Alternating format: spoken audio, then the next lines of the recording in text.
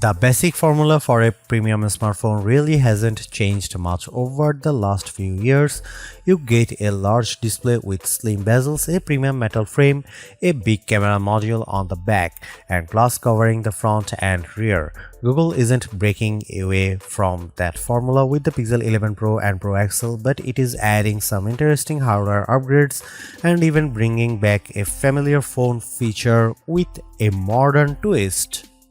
Inside, Google is moving to the new Tensor G6 processor along with a new ISP or image signal processor. Google claims it can improve things like a night side photography by up to 4.5 times. The company is also promising 20% better power efficiency, 25% faster web browsing, and up to 15% faster app loading. During my hands-on time, the phone definitely feels quick, but these are improvements that are difficult to properly judge during a short demo. We'll need more time with the phone to see how much of a difference they make in everyday use. One upgrade that's immediately easier to appreciate is storage.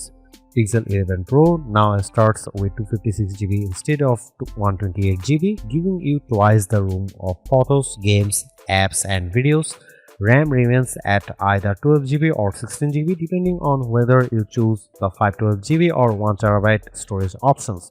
Google is also adding a new Titan N3 security chip, which provides stronger multi-layer protection against different types of attacks, including post-quantum cryptography.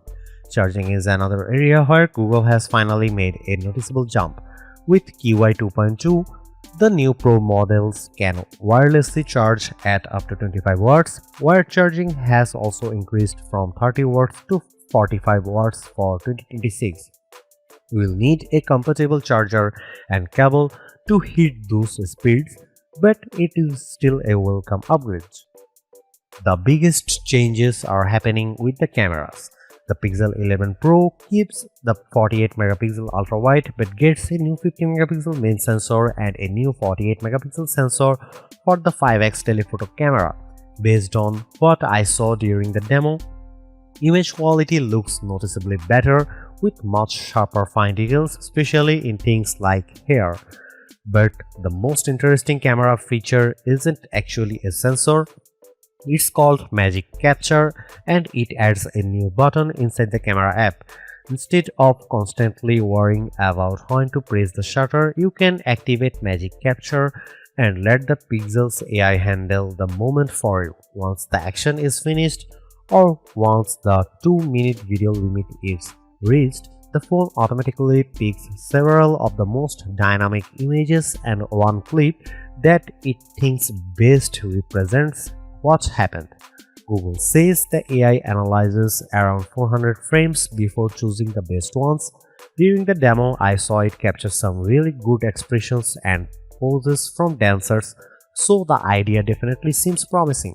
For people who want more control, Google is also adding customizable camera looks. These work like built-in filters that can be applied manually or set as your default profile.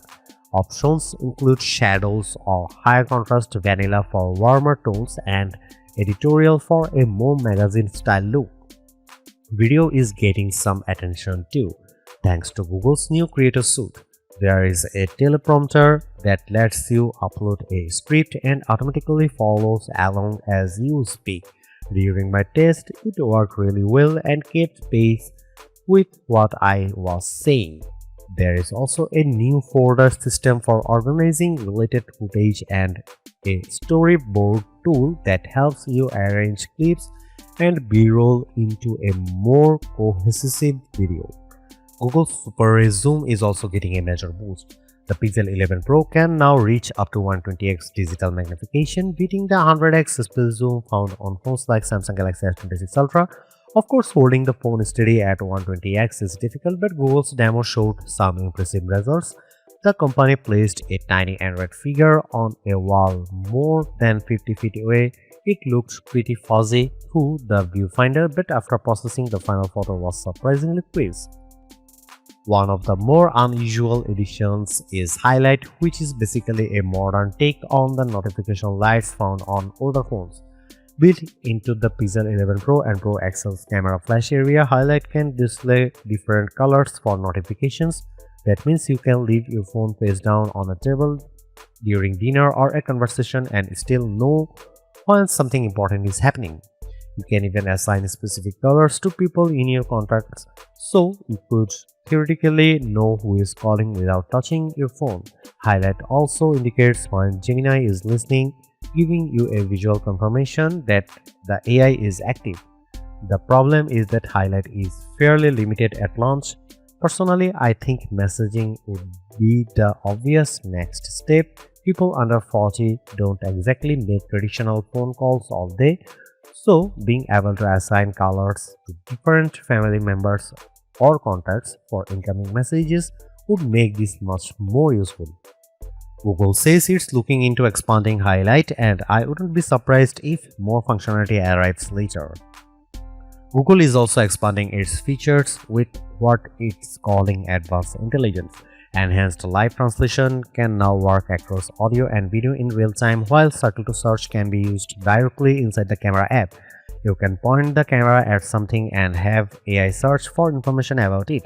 Magic Q is now part of advanced intelligence as well, with new features such as flight information.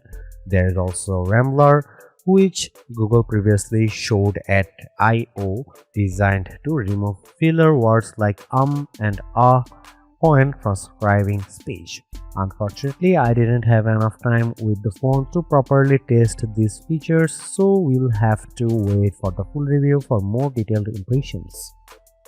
After spending some time with the Pixel 11 Pro and 11 Pro XL, my first impression is that these phones are much more interesting underneath than they are on the outside. The design hasn't really changed, but Google has made some of its biggest camera upgrades in several generations. There are two new sensors, Magic Capture, 120x Super Zoom, and a Creative Suite that could genuinely change how people shoot photos and videos. I also really like the idea behind HiLight, a fun throwback, and while the launch functionality is limited, there is clearly room for Google to expand it. When you have practical upgrades like 256 GB of base storage and faster wired and wireless charging, although the starting prices are now $100 higher than before. The Pixel 11 Pro starts at $1,099 while the Pro XL starts at $1,299. So the big question is whether those new camera and AI features are enough to justify the higher price.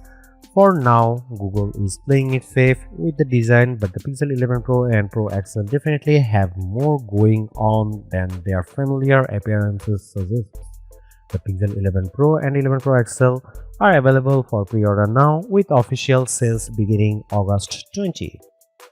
The basic formula for a premium smartphone really hasn't changed much over the last few years.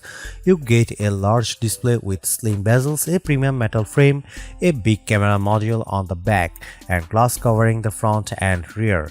Google isn't breaking away from that formula with the Pixel 11 Pro and Pro XL, but it is adding some interesting hardware upgrades and even bringing back a familiar phone feature with a modern twist.